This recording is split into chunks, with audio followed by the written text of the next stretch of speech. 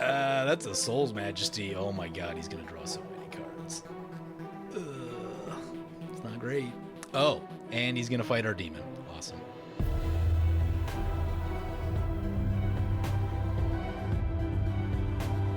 Help support me and save 15% on singles by using the promo code REPLAY at mothershipaTX.com. Commander Replay t-shirts, available in orange and colors beside orange. Welcome back, everyone. Playing some Snapdax Apex of the Hunt today, and today's video is sponsored by Fish Said Fish. Take a look at this opening hand. It's okay, but it's like, we could use maybe some card draw or something. I think I'm going to keep it, because I think it could get up. Let's take a peek at the list real quick. How much better do we expect it to get? There are a lot of signets in the deck, which is atypical of decks that I typically play, so like decent likelihood that we can draw into another card with ramp. Yeah, I think I want a little bit more to do, so we're gonna mulligan that one, even though that is probably a very keepable hand. I wouldn't say that this hand is better, but I think it'll be fine. Aurelia gives us something to go to, where the other hand, we're kind of living off the top, and with Magic Online, sometimes with Magic Online, if you have a lot of lands in your opener, you just keep drawing lands. So we're going to try to avoid that. So we've seen Fish's Snapdax deck on the channel previously. I'll link to that somewhere on the screen. And this deck is very removal heavy. I counted 19 pieces of removal before the game started. That's a lot. That is a lot. I told opponents that this may not be the friendliest game. They're might be a little rough. Make sure they got a lot of time blocked out in case it goes kind of long, because typically a lot of removal means game can probably go kind of late. And we'll see how this goes, but my first assumption is that I would probably cut the removal count just a little bit. You know, maybe 2 to 3 cards, get an extra card draw card, get an extra creature, get an extra equipment, or something like that. Just being a little more proactive than just, I blow your thing up.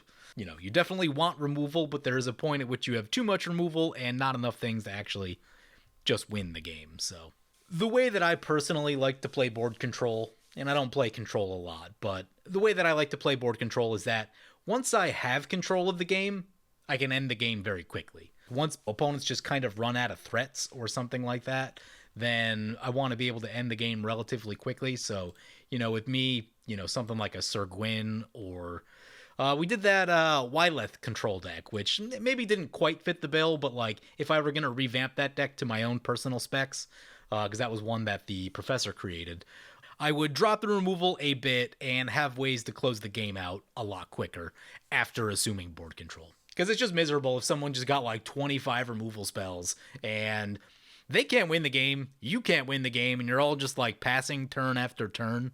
That's not the best spot to be. I find that for games that I personally enjoy, that's going to be about 90 minutes and no more than 10 or 11 turns. As long as people play quickly through those 10 turns or so, that's fine. But some people can really slow down with a lot of triggers and things like that. So yeah, about 10 turns or 90 minutes is when I start getting pretty antsy and just like someone just end the game. So I generally try to avoid the experience of games going longer than that. Opponents got some stuff going, so Shadow Spear and a Sylvan Library for Mockfire, and Burnished Heart, Soul Ring, Expedition Map, and Paladin class for Ponycorn. Yeah, that all seems pretty good. There's a Boros Charm, is helpful. Let's play the Temple, because it does come in tapped. We'll get a Scry one. Mythos of Snapdax, it's removal. We'll keep it. Then we'll play this Mother of Ruins. This evening is ruined. Look, wait, what? Might loot a land or something at some point with this thing. Discard 2 cards if you do draw 3 cards. Is there any reanimation in this deck? Because if there isn't, that's a card that I would cut. There's an Unburial Rites in the deck. That's not enough for me to want to run a loot card like this. You have access to black, so like, at the very least, I would go Read the Bones. I know Read the Bones is more mana. If you really want to, you could go like Night's Whisper or Sign in Blood. I'm not a big fan of those. If efficiency is the only thing you care about, then like that's a direction you go. Those cards actually generate you advantage. This one doesn't really. It keeps you at the same number of cards. So it gives you 3 new cards to work with, but doesn't give you more cards. Or Ignite the Future. Ignite the Future, Showdown of the Scalds, Ambitions Cost, any of that stuff I would go over Thrilling Discovery. Emerald Medallion. Sakura Tribuilder for opponent. And I did a short video on this a while back, and just like Faithless Looting is overplayed in my opinion. This is not a deck that wants either Faithless Looting or this Thrilling Discovery. This is where you want straight card draw or at least something that generates advantage. I would go as low as like a Gift of Estates or an Armillary Sphere over this Thrilling Discovery because it's not doing much for me. Mock's got some ramp. He's got the Emerald Medallion in, which is just a hilarious amount of cost reduction with Gargos. That is, Hydra spells cost 5 less. That is very silly. So once Gargos is in play, the Hydra party will probably get started. Hail Hydra. Let's take a read of our commander. That's Snapdax, Apex of the Hunt. 4 mana for a 3/5. It has Mutate, and when you mutate it onto a creature, it deals 4 damage to target creature or planeswalker an opponent controls, and you gain 4 life. And it has Double Strike. Snapdax is a pretty cool card, and one that I'm actually excited to revisit here. It's been one that I've been kind of wanting to play again. Both Ryans on the channel have Snapdax decks, and, you know, it's just an interesting commander. There are some really, really cool things to mutate onto. If you mutate onto an Aurelia, you're going to have a pretty good time. Small Aurelia is also really cool, but there's a bunch of cool creatures that are just very fun to mutate with Snapdax, and the little bonus of being able to shoot things and gain some life. It's a nice little ability to be able to trigger once in a while and just get something off the board, and it gives you some option to stay out of 1-hit range with the life gain there, so all nice stuff. What are we doing right here? Are we just firing off this Thrilling Discovery?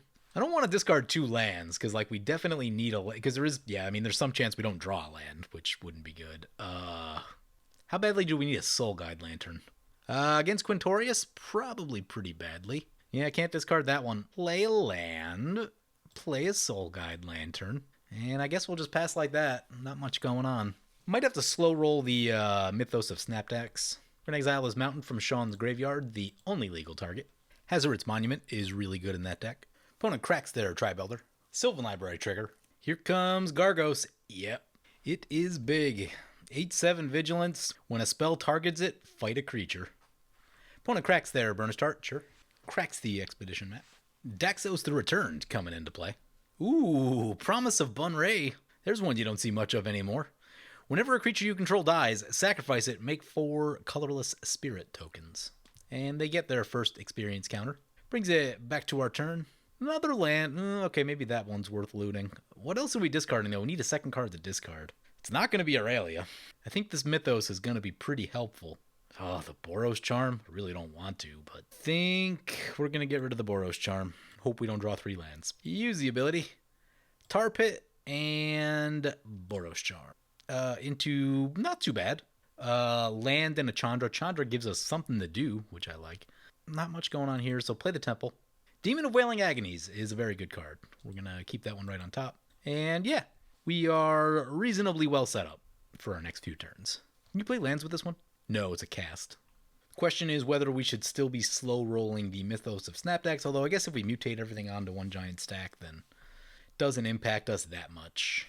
Kami of False Hope. Hazard's Monument. This is really good against our deck. We are a combat damage deck. I mean, also pretty good against Mock. Just a good thing to have around. Oop. And it's got a Sword of Hearthstone. That will make it much better. In fact, once they get it equipped, that'll keep this Gargos away for probably a little while. That's why I didn't want to discard the Mythos of Snapdax. There appears to be artifacts and enchantments piling up on opponents' boards that I would like to get rid of. Sylvan Library. Oh, we can flash this guy in? That's helpful. So, like, we could theoretically flash this in at the end step, then mutate Snapdax onto it the following turn. I like that play. Shadow Spear. Oh, Shadow Spear is going to give it trample. Where are we going? Oh, that's a great henge. Yep. Mythos of Snapdax. Starting to look pretty good. Just want to get as many things out of our opponent's hands first. See how much we can milk it. Mana Gorger Hydra is very, very good. Great Henge. I guess the Great Henge will make it hard for him to run out of cards. Maybe we Mythos this turn. Problem is he has 2 creatures and neither of them are particularly safe to keep in play. Lifecrafter's Bestiary. Yeah, he has all the card draw set up now. Would love to blow away some of that card draw. Going over to Ponycorn. Yep, that's a big shot right there. My question is, because this can destroy so many things, do we let them have a turn with all this card draw and then just like try to get through as many threats as possible? Because like we also just can't leave this in play because it will kill you. Although, maybe we can clean it up with the bat. Yeah, I guess we can clean it up with the bat. History of Benalia. That's actually nice because we can keep that one alive, and they will lose the other two. Bastion of Remembrance. Oh, yeah, definitely want to get rid of that. Okay. Yeah, I feel pretty good about Mythos of Snapdax on our turn now. Bastion of Remembrance. Opponent levels up their Paladin class. Creatures they control get bigger. Brings it back to our turn. There's that demon. Play the Fetid Heath. Play Mythos of Snapdax with color assistance. Mana Gorger Hydra will get bigger. We get to choose a creature and an artifact. We get to choose a creature and an artifact. Yeah, blow up the sword. Creature, we're going to keep the Mana Gorger Hydra because it's not an engine. And we should have a way to deal with that. Artifact, keep the... card draw. We'll keep the Emerald Medallion. I feel like that's the safest artifact. We do have to keep the Sylvan Library, though. Yeah, I feel like that makes the most sense. And then I do feel bad about cleaning Ponycorn out right here, so we'll give him the better of the tokens, but it's still going to hurt. And keep the History of Benalia, because it will... Actually, are we going that one? They'll make another knight, and then knights will get pumped up. Since we're going to clean them out pretty good, we'll keep this one. And then when their creature dies, they also get to keep their soul ring. They'll get a bunch more tokens. Do feel a little bad for cleaning them out. Bastion of Remembrance is going to trigger twice. Here come the spirits. And we each lose 2. And we'll pass like that. This next turn is going to be interesting. I do want to hit our next land drop, but I wouldn't crack a Soul Guide Lantern to try and do it. This is a graveyard deck. Unless we draw a Rakdos Charm or something. Quintorious coming in. Sylvan Library. God, the Great Henge. Also the Shadow Spear. The Shadow Spear is what got him most of the life. Because they're above 40. When you see someone with the Sylvan Library, that's not what you want. They probably spend some life here because we did just blow up a number of very good things. I can't wait to exile these things, though. Get rid of the Great Henge, get rid of Shadow Spear. Even Lifecrafters coming back late can do some stuff. Don't need any of that. He did not take any draw with Sylvan Library. Recast Gargos. It's back. This might be a shot for 8 coming our way. No, I'm going over to Sean. Okay, I can dig it. I mean, unless he has like all lands on top, even still. If I'm at 45 and I just lost a bunch of good stuff, I'm drawn to the Sylvan Library. Sean's gonna block and fog. Not a terrible idea.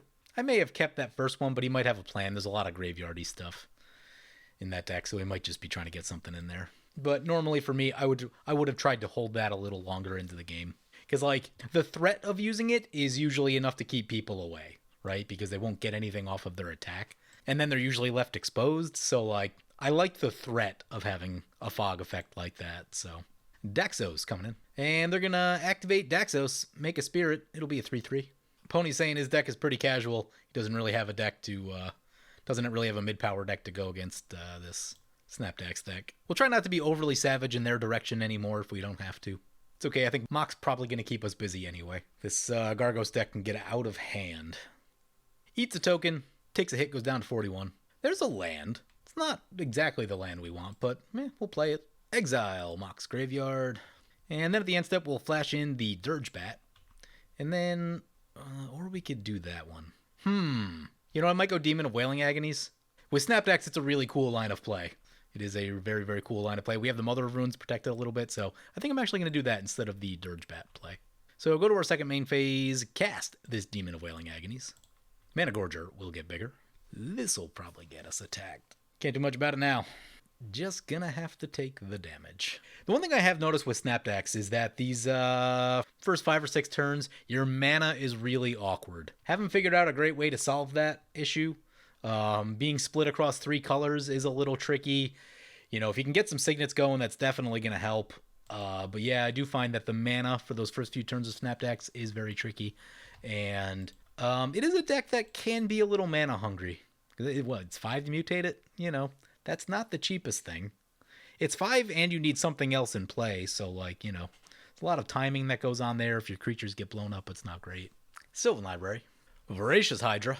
What does this one do? When it enters the battlefield, choose one double the size or fight a creature you don't control. Might be seeing that fight mode right now. We'll trigger the Mana Echoes. Wonder if Mother of Runes is enough to keep us from getting our stuff killed. They are going to target the Mother of Runes. Well, we're going to protect the Mother of Runes, which is why it's so good, because it can protect itself. That is not something you see a lot of on cards anymore. Choosing green. Hopefully it doesn't leave our demon exposed here. We can finally F6 now that we've tapped Mother of Ruins, which is nice. I've been holding it up every turn.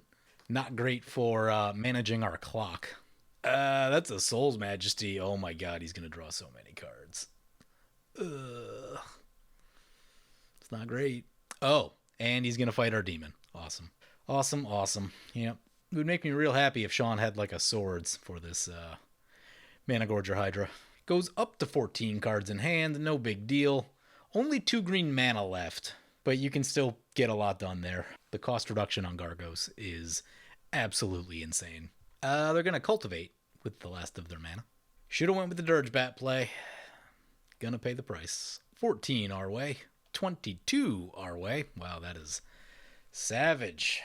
He discards a lot of forests. So as far as draw 14s or whatever it was, may not have actually been that bad if he caught that many lands. Commander's Insignia, fun card. Creatures you control get +1/+1 for each time you've cast your commander from the command zone this game. Oh god, there's a chance that we just die too. Oh, and there's a Sphere of Safety, so they're not going to get attacked. Although, I guess the X is only 2. Still. 2's better than what we have going. We got a lot of nothing.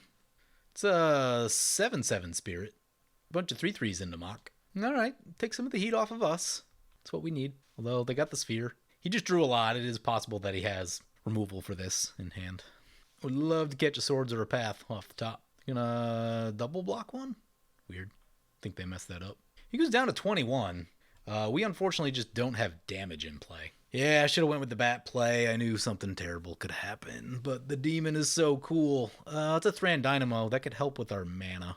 Yeah, so the plan is going to be Thran Dynamo, then flash in the Dirge Bat at the end step, then mutate onto it, and hopefully we live long enough to do all that. Sean has 3 cards in his graveyard. If we cracked Soul Guide Lantern, that would actually give him some stuff to attack with. What's this give him? The other one gives him Trample and Haste. This one, +1/+0. We will wait. I wish this was the Spell Bomb, just because you can draw and exile with the Spell Bomb. We kind of need both. See if Sean's got any answers. Fuming Effigy. Well, yeah. We'll make a... Oh, God. We can't... I don't know. We could exile now. We'll probably die, but it'll also get Mach 2, which kind of needs to happen. There's a Men Echoes trigger. Oh, there's the Hoffrey. So now if we exiled, he would have a lot of spirits. He does not discard. The problem is... Oh, no, we can just activate that. Yeah, okay. Yeah, we're going to activate the Soul Guide Lantern. Fuming Effigy, Quintorious, Mana Echoes. Already only gets 1 spirit. I thought it was for each card. It's for each creature. I messed that up. Probably could have held it longer, but whatever. Fuming Effigy, surprisingly a 6/4. Sylvan Library. Homeward Path. Return to nature on the Sphere of Safety. Yeah, I thought that might be coming. That is good news, because now we probably don't get attacked as much. Shared Summons. Oh my god. Sure, this will be bad. 2 creature cards. Put them into the hand. Whip Tongue Hydra. Destroy all creatures with flying. I don't know if there actually are. Oh, we will have flying in a second. But there's an Oracle of Moldiah. Mana Gorger still getting bigger. Showing a Genesis on top. Well, it's a good thing we fired off a little bit of exile. They have no creatures currently, so, but they'll probably have some in a second in the graveyard. A Mistcutter Hydra. And that's thankfully the last of his mana. Mana Echoes. Just need to survive. Everything over to Ponycorn. Ouch. Probably has to block with his commander just to survive, but they all have trample. Gargos does not have trample. Does he survive? I don't think he's gonna. Nope. -2. Oh my god. Well, that's scary. At the end step, flash in this Dirge Bat. We need this to go off seamlessly. Mana Echoes. Spectator Seeding. Play the land. Commander's going to be 4. How much total mana do we have? That's 5, 6, 7, 8, 9, 10 total mana.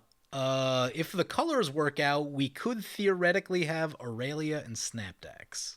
It's not awful. It's not awful. He did not yet cast the Whip Tongue Hydra. Sean's down to 1 card, so like decent likelihood this is all going to work. Cast with Mutate onto the Dirge Bat. Get the colorless. We need to try to leave a red, red, white, white. We can do that right here. So then if we can use... I think we need double white out of that one, yeah. It leaves white, white, red, red. Are we 1 short? Did I miscount? Oh, Snapdax is 5. That's why. It's 4 to cast, it's 5 to mutate. So yeah, we're 1 short of Aurelia, so that's not going to matter. We can still cast the Chandra, which can get some things done.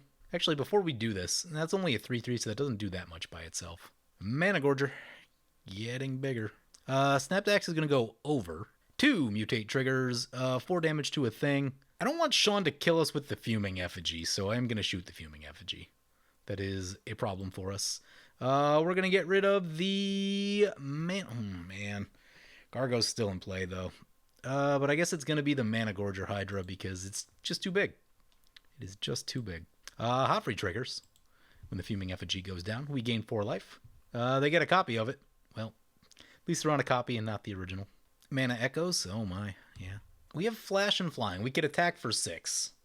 I don't think an attack for 6 really does what we need it to do, so we're going to keep that back. Maybe Chandra will soak up some damage for us right here. Cast Chandra. Let's see. Swords or Path off the top. We can also do 4 damage to a target. We could shoot the Oracle. Oracle does generate value. I think shooting the Oracle is more valuable than trying to find out what's on top of our library.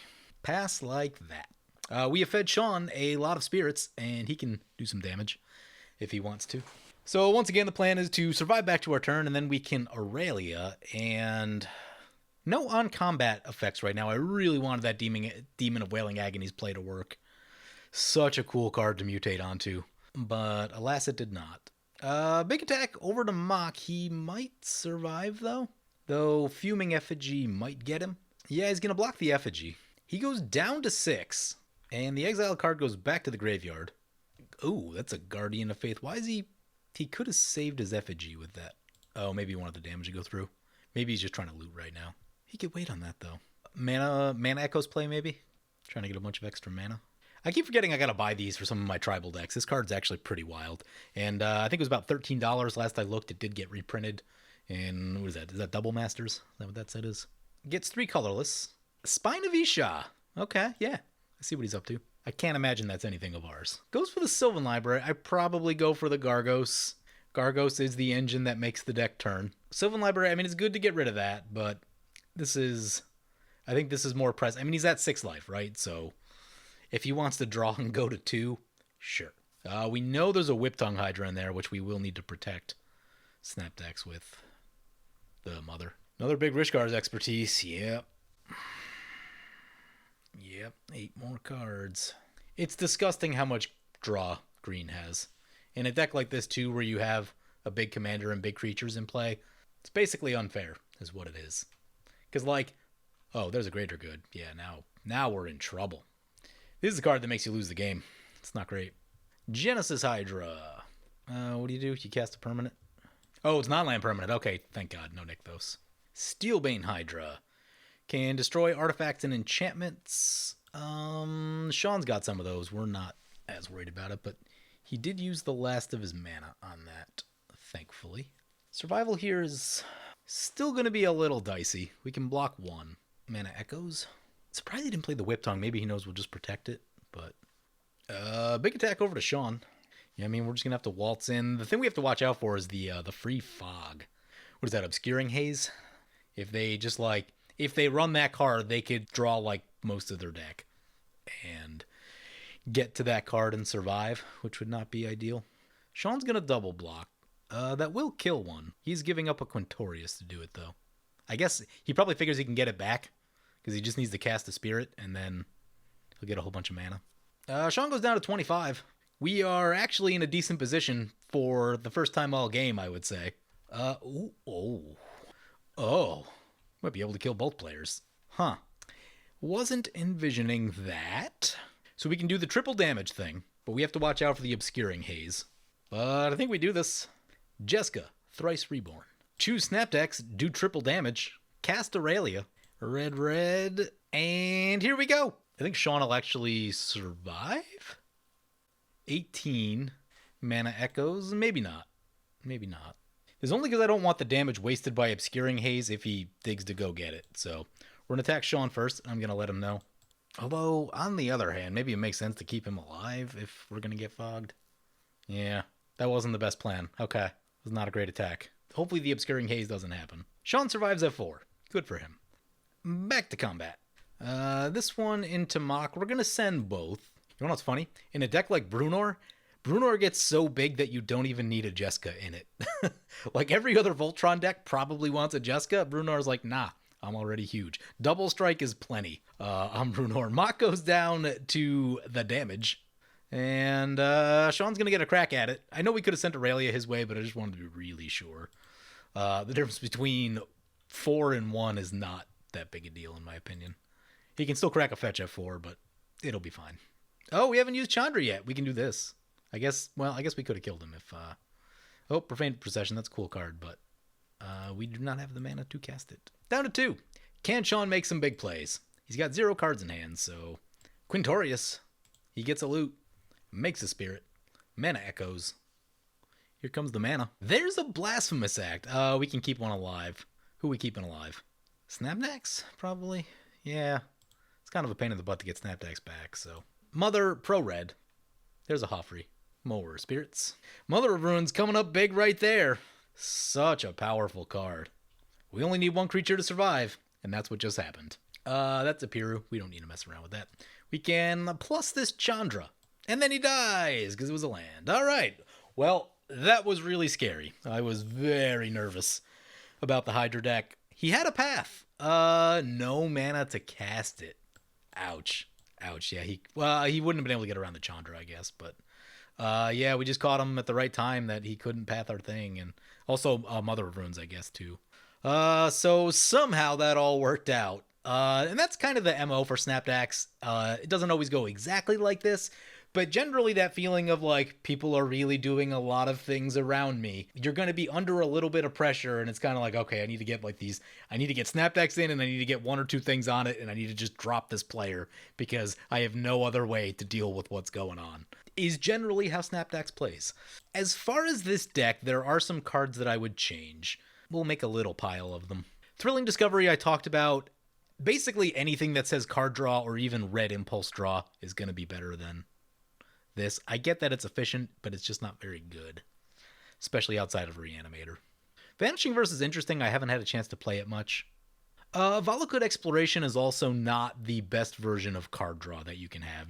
There is black in this deck, and Phyrexian Arena is going to be better. And again, I'm still a big fan of like Ambition's Cost, Ancient Craving, all that stuff, so I'd probably cut that one for better card draw also. Valakut is repeatable, which is nice, and that's really the one upside to it, but it is impulse draw. It can be awkward. Like I said, the mana in this deck is really awkward, especially at the start, and... you don't want this awkward card with your already awkward mana trying to make all that work. It can get really unwieldy. Chandra Flamecaller up here. And I do think we need to cut a little bit of removal from this deck. What's this thing do? Oh, that's cool. You can cast it from your graveyard. That's pretty sweet. For 3/1 and flying. Yeah, it's not bad. You can get rid of this crystal. I think there's enough signets in here. 7 talismans and signets and a Sword of the Animist. Yeah, I feel totally comfortable cutting this crystal. It'd be 8, 9, 10. A card that I'm not really a fan of is this Ondu Inversion. I get why it's in here, right? I need a land or I need removal, but the removal half is so inefficient. You can die before you get to 8 mana. Like, that's a thing that can easily happen, and it's also a really unwieldy board wipe. So I would say, this deck's already got 37 lands in it, yeah. I would cut this Ondu Inversion. And if you wanted to run like Hour of Revelation, totally cool with that. Hour of Revelation is nice because it has that cost reduction. So the problem with Ondu Inversion is you're tapping out your entire turn to play this thing. With something like Hour of Rev, you can either start the rebuilding process because it's only 3 mana, or have mana to leave up a protection spell or something like that. So I think everything else in the deck is more or less fine. Like I said, if it were my personal deck, I would drop the removal count just a little bit. It is removal heavy. Like, I would say if you still want a removal heavy build, 16, maybe 17 pieces of removal should be fine. So we're going to do, I think we want some better card draw. I think our card draw was definitely a little rough. So get rid of these. Here's what I would probably add. Fish is trying to be a little more efficient with this deck, so I'm going to say Read the Bones instead of Ambition's Cost, but I personally would go Ambition's Cost because I'm not very good at scrying, and I know that. Showdown of the Scalds is like actually pretty good too, because if you catch it late, you can pump up Snapdax, which is really nice. But if you wanted some other thing that just says draw cards, Ambition's Cost, Ancient Craving, totally fine. Also, if you have the budget, Phyrexian Arena is still solid. I've kind of come back around on it that I know it's not the quickest card, and if you draw it late, it might not be the best, but when it shows up, it still tends to do a lot of work because no one's spending removal on it. Yeah, let's get an Ambition's Cost in here. So that's another piece of card draw. This will smooth things out. Our problem is that we were running low on cards this game. Is there a Mask of Memory in here? Yes, there is. You know what would also be good? Tome of Legends, if you have the budget. So we can go Tome of Legends over Read the Bones. I like that better, personally. And we have one slot left. This could be a lot of things. You could go for an equipment. You could go for a creature. You can go for another ramp spell if you really wanted. What I would probably do is a little bit more protection because your stack is so important in this game with this commander. So a really cool one that doesn't see a lot of play, but I think makes sense with Mutate commanders is Angelic Renewal. So the way that I understand this is that if you have a stack that dies, you use the Angelic Renewal and it'll bring each creature back separately. It's a pretty cool effect. You could just go for a Blacksmith skill, like that's totally a legit thing to do because then your stack doesn't die, and that's really nice, and that's probably a little bit better, but I do think Angelic Renewal is a very interesting option to run. And I believe there's a combo with Sun Titan. I think it's like Sun Titan, Sack Outlet, Angelic Renewal. Will give you infinites or something like that. Actually, no Sun Titan in the deck. I'd probably get one. Sun Titan's always really good. The other thing, too, is we'll take a peek at some of this removal here. So there's some cards I would add. We've got these cards like Vanishing Verse, Fracture, a lot of single target removal. What I would probably try to do is get things that are either repeatable, get things that are in creature form, or just like get multi-target pieces of removal. Like instead of running both Fracture and Vanishing Verse, I would probably go Dismantling Wave, personally. And then I don't like missing targets, so get rid of Vanishing Verse. I love Dismantling Wave. It's a card I've really come around on, so that's probably something I would do. Other than that, you know, there's definitely some creatures. We got an extra combat right here.